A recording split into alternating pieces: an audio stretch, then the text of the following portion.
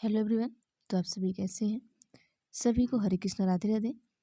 जैसे कि हमने आपको पहले बताया था कि आपको एनसीईआरटी करा रहे थे। जो आपकी एनसीईआरटी हिस्ट्री है उसको हम करा रहे थे। तो इसके पहले हमने क्लास 6 की जितनी भी एनसीईआरटी थी हमने कंप्लीट करा दी थी। जो बच्चा आपका था क्लास 7 और क्लास 8 का, तो जैसा कि हमने आपको कहा था कि क्लास 6 की हमने कंप्लीट करा दी है, 7 और 8 की मैं 15 तारीख के बाद कराऊंगी। तो अब हम क्लास 7 की एनसीईआरटी को हम क्या करेंगे, स्टार्ट करेंगे। इसमें लगभग आपके 10 से 12 चैप्टर हैं, लगभग 10 चैप्टर इसमें हैं और क्लास 8 में भी आपके कम से कम 12 से 13 चैप्टर हैं और उन्हें हम कंप्लीट करेंगे।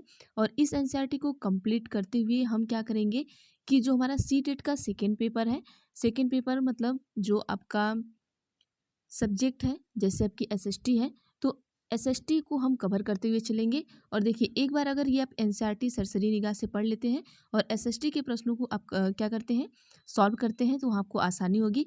तो चलिए हम फटाफट से देखते हैं। तो आपका पहला चैप्टर क्या है, यहाँ पर पहला चैप्टर का नाम क्या है देख लीजिएगा। पहला चैप्टर है कि प्रारंभिक कथन, 1000 वर्षों के दौरान हुए परिवर्तनों की पड़ताल। ठीक है, जो 1000 वर्ष के दौरान जो परिवर्तन हुए उसकी पड़ताल है, ये पहला चैप्टर है। तो अब आइए देखते हैं पहले चैप्टर में है क्या। चलिए आइए देखते हैं। देखिए, आपका मानचित्र है, तो इसमें अलग अलग मानचित्र दिए हैं। जो चीज़ें इंपॉर्टेंट है हम वहाँ पर लेके चलते हैं। अब भाई इसके बारे में हम कुछ देख लेते हैं, मानचित्र के बारे में भी पढ़ लेते हैं। सारी चीज़ें आप क्या करेंगे, एक बार बस फटाफट से आप पढ़ लीजिएगा, ताकि आपको एक बार पढ़ने के बाद क्या हो, जब आप क्वेश्चन सॉल्व करेंगे तो वहाँ पर ये चीज़ आपको याद आएंगी। जब ये चीज़ें याद आएंगी तो आप क्वेश्चन को आसानी से सॉल्व कर पाएंगे।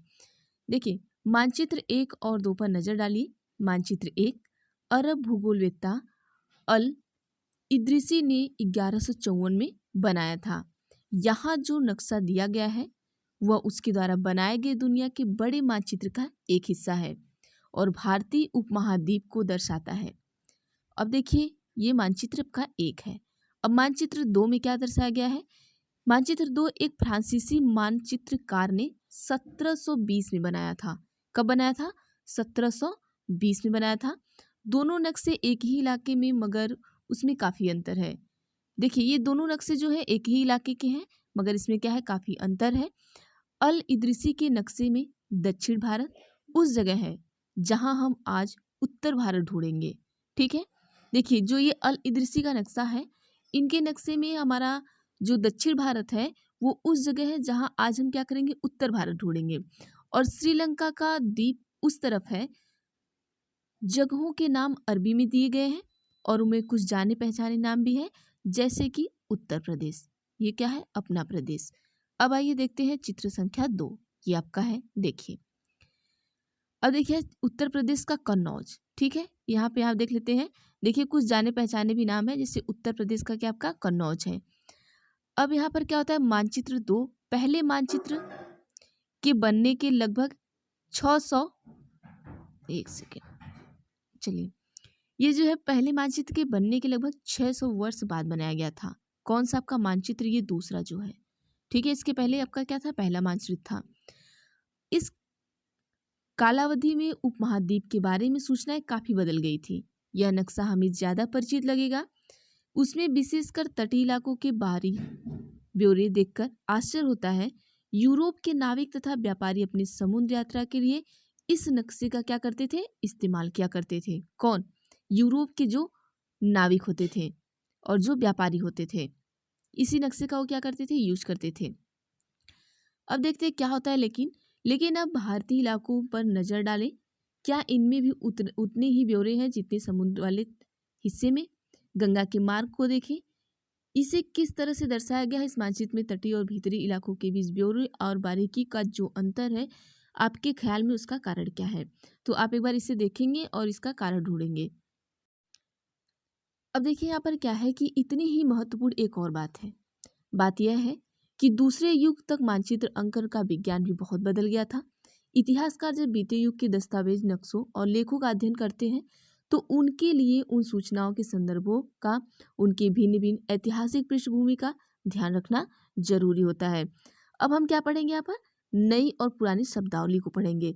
देखिए, जहाँ आपको नोट डाउन करना होगा मैं वहाँ पर आपको क्या करूँगी, ये ऐसे गोला बना दूंगी या टिक कर दूंगी, आप वहाँ अपने नोट में नोट डाउन कर लीजिएगा जो चीज़ें इंपॉर्टेंट आएगी। देखिए, अब आगे चलते हैं, क्या है, अगर समय के साथ साथ सूचनाओं के संदर्भ बदलते हैं तो भाषा और अर्थों के साथ साथ क्या होता है, ऐतिहासिक अभिलेख कई तरह की भाषाओं में मिलते हैं।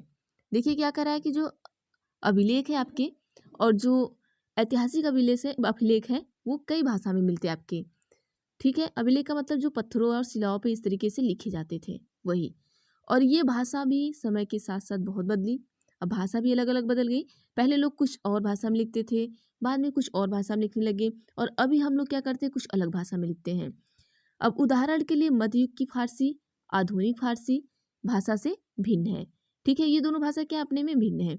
यह भिन्नता सिर्फ व्याकरण और शब्द भंडार में ही नहीं, समय के साथ शब्दों के अर्थ भी बदल जाते हैं। देखिए यहाँ पर क्या होता है कि समय के साथ साथ शब्दों के अर्थ भी लोग बदल जाते हैं। उस जमाने में जब फारसी और आपका आधुनिक फारसी था, मध्ययुग का फारसी था, तो उसमें अलग अलग शब्द होते थे, तो उसका मीनिंग अलग अलग होता था।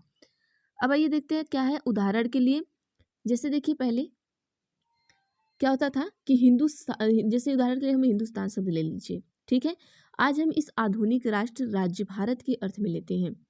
13वीं सदी में जब फारसी के इतिहासकार मिन्हाज ए सिराज ने हिंदुस्तान शब्द का प्रयोग किया था, तो उसका आशय पंजाब, हरियाणा और गंगा यमुना के बीच में स्थित इलाकों से था। ठीक है, उसका क्या था, अब इसको हम थोड़ा बड़ा करते ताकि आपको क्लीन दिखे। चलिए,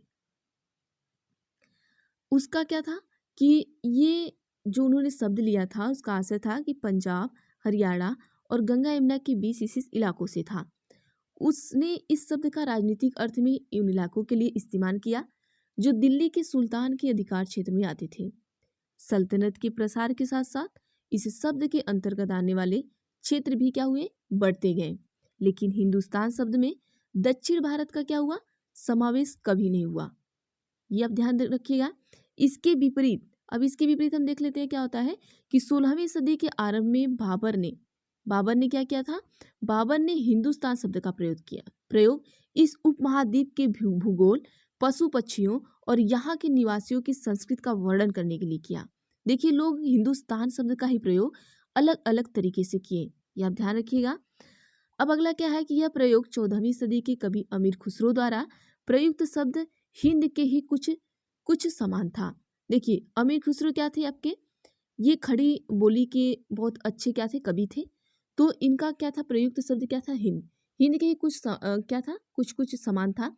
मगर जहाँ भारत को एक भौगोलिक और सांस्कृतिक सत्व के रूप में पहचाना जा रहा था, वहाँ हिंदुस्तान शब्द से भी राजनीतिक और राष्ट्रीय अर्थ नहीं जुड़े थे जो हम आज जोड़ते हैं। ठीक है, अब आगे हम देखते हैं क्या है। किसी भी शब्द का प्रयोग करने में इतिहासकारों को बहुत सावधान रहना चाहिए, क्योंकि अतीत में उन शब्द के कुछ अलग ही अर्थ थे। उदाहरण के लिए विदेशी जैसा सीधा साधा शब्द ही ले लीजिए, हमारे लिए आज इसका अर्थ होता है ऐसा व्यक्ति जो भारतीय न हो। ठीक है, ऐसा व्यक्ति जो भारतीय न हो। मध्य युग में मानो किसी गांव में, अब मध्य युग के बारे में देखते हैं, मानो किसी गांव में आने वाला कोई अनजान व्यक्ति।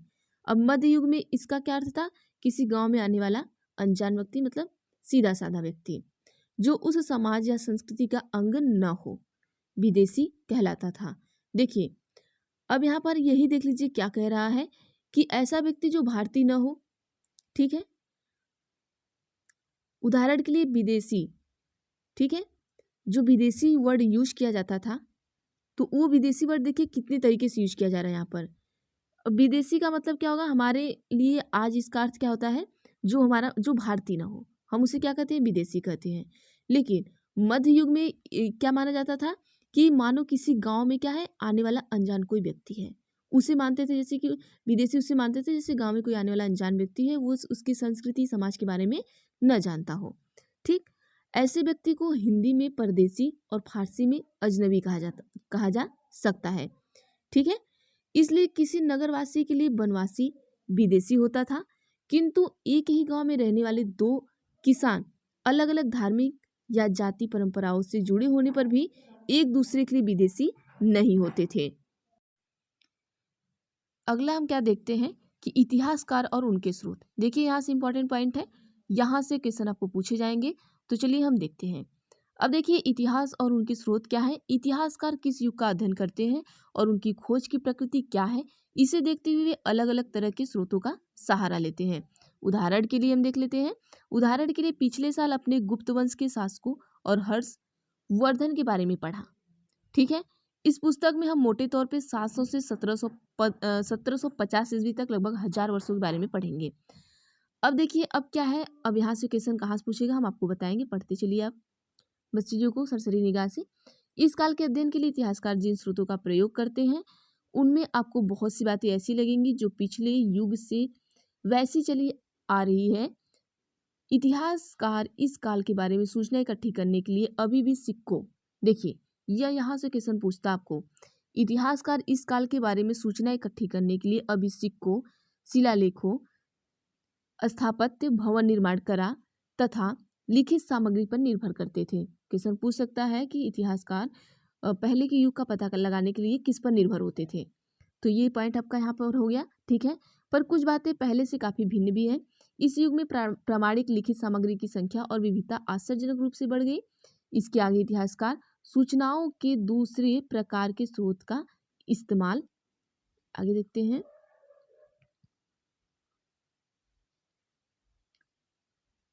क्या करने लगे, इस्तेमाल धीरे धीरे कम करने लगे। अब इसके पहले हम यहाँ पर ये देख लेते हैं क्या दिया पॉइंट को।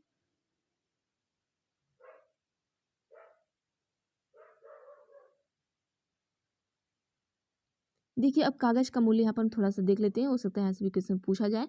देखिए 13वीं सदी के मध्य में एक विद्वान को एक पुस्तक की प्रतिलिपि की जरूरत पड़ी। उसके पास उतना कागज नहीं था। उसके लिए उसने एक ऐसी पांडुलिपि को धो डाला जिसे उसकी जरूरत नहीं थी और उसके कागज को सुखाकर इस्तेमाल कर लिया। दूसरा क्या है कि एक सदी बाद अगर आप बाजार में कोई खाद्य पदार्थ खरीदते हैं तो हो सकता है कि आपकी किस्मत अच्छी होती हो और दुकानदार वह वस्तु कागज में लपेट कर देता। तो कागज कब अधिक महंगा था और कब आसानी से उपलब्ध था, 13वीं शताब्दी में, 14वीं शताब्दी में। तो ये आपको बताना है। अब आप पूरा पढ़ेंगे चीजें तब आपको समझ में आएगी कि कब महंगा था और कब सस्ता था। अब देखिए यहाँ पर क्या होता है कि इस समय के दौरान कागज क्रमशः सस्ता होता गया। ठीक है। अभी अपने ऊपर पढ़ा है, किस शताब्दी के बारे में पढ़ा है ये देख लीजिए। यहाँ पर आप चीजों को रिलेट करके पढ़ते रहिए ताकि आपको चीजें पता चलती रहे।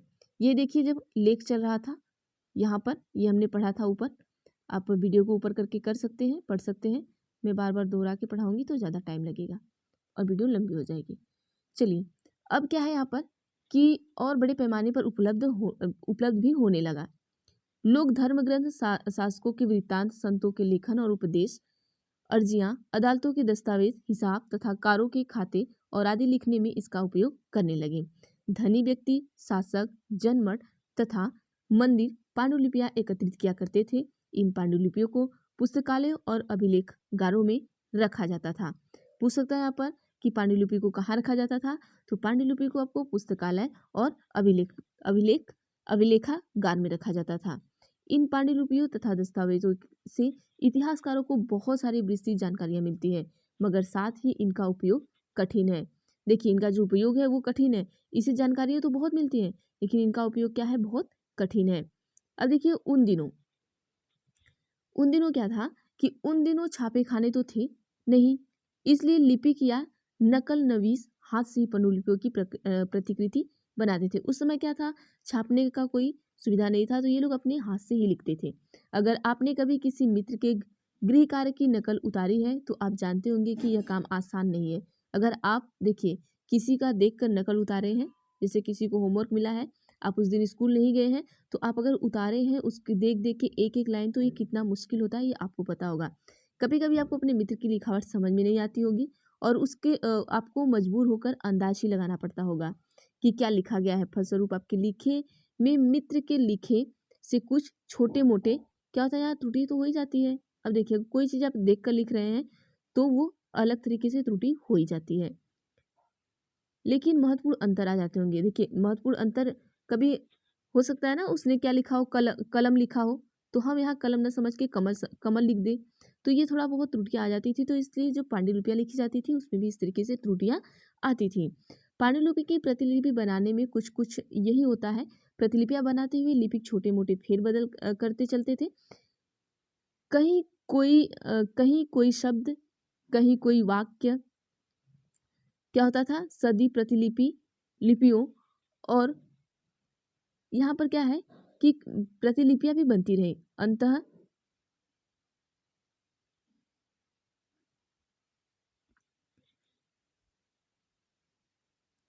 और यहाँ पर देखिए, अंतः मूल्य में ग्रंथ भिन्न भिन्न प्रतिलिपियां एक दूसरे से बहुत ही अलग हो गई।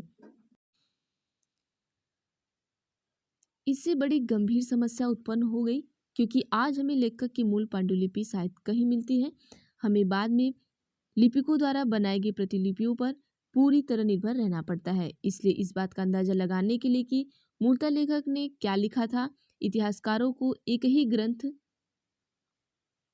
की विभिन्न प्रतिलिपियों का अध्ययन करना पड़ता है।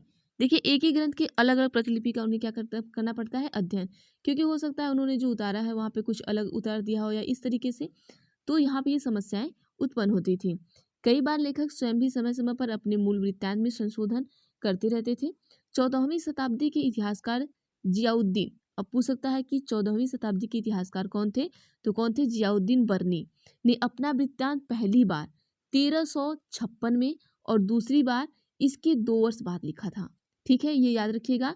और दोनों में अंतर है, दोनों में क्या है, अंतर है। लेकिन 1971 तक इतिहासकारों को पहली बार वाले वृत्तांत की जानकारी ही नहीं थी। यह पुस्तक के विशाल संग्रहों में कहीं दबा पड़ा था। देखिए, जो इन्होंने पहली बार लिखा था उसके बारे में जानकारी नहीं थी, ये कहीं दबा हुआ था। तो यहाँ पर क्वेश्चन पूछ सकता है कि 14वीं शताब्दी के इतिहासकार कौन थे, तो जियाउद्दीन बर्नी थे। और इनका जो पहला वृत्तांत था कब लिखा गया था, 1356 में लिखा गया था। और दूसरा वृत्तांत कब लिखा गया था, इसके 2 वर्ष बाद लिखा गया था।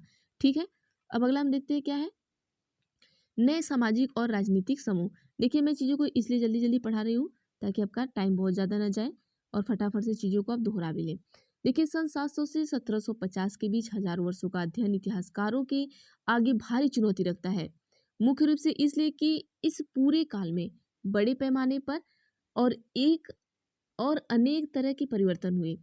इस काल में अलग अलग समय पर नई प्रौद्योगिकी के दर्शन होते हैं, जैसे सिंचाई में रहट, कताई में चरखे और युद्ध में आग्नेयास्त्रों मतलब बारूद वाले हथियार का इस्तेमाल। ठीक है, ये क्या है, नए सामाजिक और राजनीतिक समूह हम पढ़ रहे हैं। इस उप महाद्वीप में कई तरह के खान पान भी आया, जैसे आलू हो गया, मक्का हो गया, मिर्च हो गया, ठीक है, चाय हो गया, और क्या हो गया आपका, कॉफी हो गया। ध्यान रहे कि ये तमाम परिवर्तन, नई प्रौद्योगिकियां और फसलें उन लोगों के साथ साथ आए जो नए विचार भी लेकर आए थे। अब आगे देखते हैं।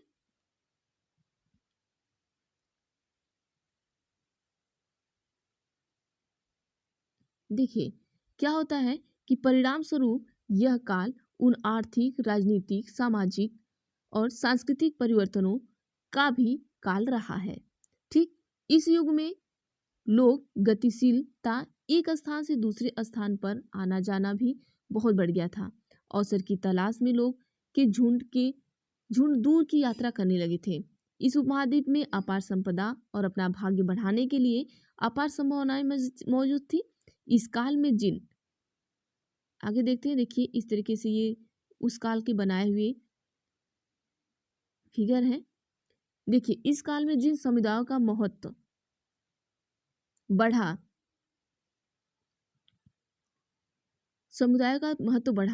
और उसमें से एक समुदाय था राजपूत, जिसका नाम राजपुत्र अर्थात राजा का पुत्र से निकला। 8वीं से 14वीं सदी के बीच यह नाम आमतौर पर योद्धा के उस समूह के लिए प्रयुक्त होता था जो क्षत्रिय वर्ग के लोग दावा करते थे। राजपूत शब्द के अंतर्गत केवल राजा और सामंत वर्ग ही नहीं, बल्कि वे सेनापति और उनके सैनिक भी आते, जो उपमहाद्वीप में अलग अलग शासकों की सेनाओं में सेवारत और कवि और चारण राजपूतों की आचार संहिता, प्रबल पराक्रम और स्वामी भक्ति का गुणगान करते थे। इस युग में राजनीतिक दृष्टि से महत्व हासिल करने अवसर का लाभ मराठा, सिख, जाट, अहोम और कायस्थ, मुख्यतः लिपिकों और मुंशियों का कार्य करने वाली जाति है ये। ठीक है, कौन, अब यहाँ पूछ सकता है कि मुंशियों की मुंशियों और लिपियों का कार्य करने वाली जाति कौन है? तो कौन थी? मराठा, सिख, जाट, अहोम और कायस्थ थे। इस समूह में भी उठाया इस पूरे काल के दौरान क्रमशः जंगल की कटाई हो रही थी और खेत का इलाका बढ़ता जा रहा था। कुछ क्षेत्र में यह परिवर्तन अन्य क्षेत्रों की अपेक्षा अधिक तेजी से और पूरे तौर पर हुआ। पर्यावरण में परिवर्तन के कारण कई वनवासियों को मजबूत होकर अपना स्थान छोड़ना पड़ा और कुछ वनवासी जमीन की जुताई करने लगे और कृषक बन गए। कृषक के ये नए समूह क्षेत्रीय बाजार, मुखियाओं, पुजारियों, मठों और मंदिरों से प्रभावित होने लगे और वे बड़े और जटिल समाजों के अंग बन गए। आगे देखते हैं फिर क्या हुआ।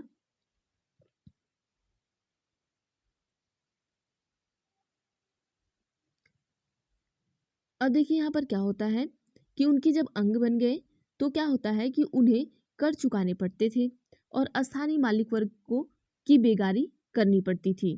परिणाम स्वरूप किसानों के बीच आर्थिक और सामाजिक अंतर उभरने लगे।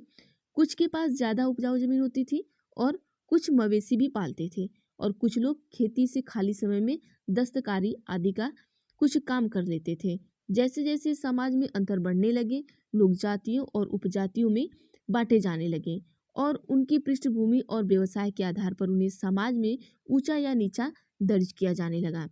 ये दर्जे अस्थाई नहीं होते थे। ठीक है, ये दर्जे क्या थे? अस्थाई नहीं थे।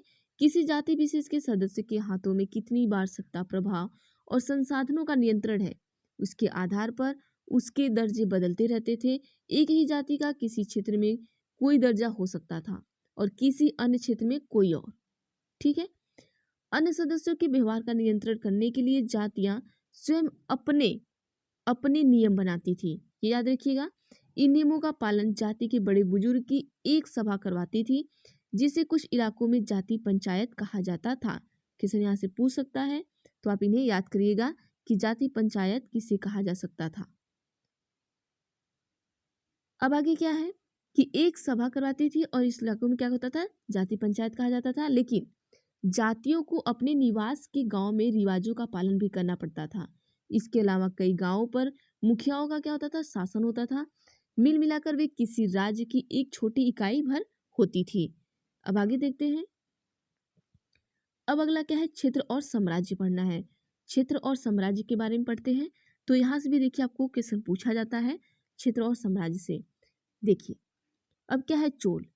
चोल आपके अध्याय 2 में है, तुगलक आपके अध्याय 3 में है, मुगल आपके अध्याय 4 में है। जैसे बड़े बड़े राज्यों के अंतर्गत कई सारे क्षेत्र आते जाते थे।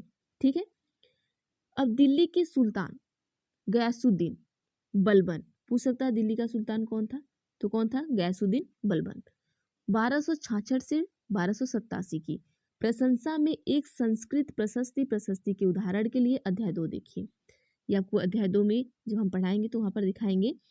में उसे एक विशाल साम्राज्य का शासक बताया गया है जो पूर्व में बंगाल से लेकर पश्चिम में अफगानिस्तान की गजनी तक फैला हुआ था और उसमें संपूर्ण दक्षिण भारत भी आ जाता था, मतलब जो द्रविड़ था, द्रविड़। ठीक है, गौड़, आंध्र, केरल, कर्नाटक, महाराष्ट्र और गुजरात आदि भिन्न भिन्न क्षेत्रों के लोग उसकी सेना, किसकी सेना? ये आपकी जो गयासुद्दीन है, ठीक है, उसकी सेना। अब ये देखिए यहाँ पर आपको फिगर दिया गया, फिगर को देख सकते हैं। जहाँ जहाँ पर पॉइंट डाला गया है, जैसे सिंधु नदी है, सतलुज है, चंचल है, तो यहाँ पर आपके नंबर दिए गए हैं। नंबर के अकॉर्डिंग आपको यहाँ पर दिखा दिया गया है। आप एक बार देख सकते हैं वीडियो को रोककर कि आगे पलायन कर जाते थे। फिर क्या होता है कि इतिहासकार विजय अभियान के इन दावों को अतिशयोक्तिपूर्ण मानते हैं। साथ ही वे यह समझने की कोशिश में भी लगे रहते हैं कि शासक लोग इस उपमहाद्वीप के भिन्न भिन्न भागों पर अपने अधिकार का उल्लेख क्यों करते रहते हैं। ठीक है, अब आगे बढ़ते हैं। क्या है? अब देखिए यहाँ पर अमीर खुसरो के बारे में कुछ दिया हुआ है, तो यहाँ से भी आपको क्वेश्चन पूछ ही सकता है भाषा और क्षेत्र के बारे में। देखिए जो अमीर खुसरो थे हमारे, वो भाषा क्षेत्र के बारे में ये हिंदी खड़ी बोली की जो प्रथम कवि या कह सकते हैं इनको, ये अमीर खुसरो थे। अभी आपका चैप्टर बचा है कितना?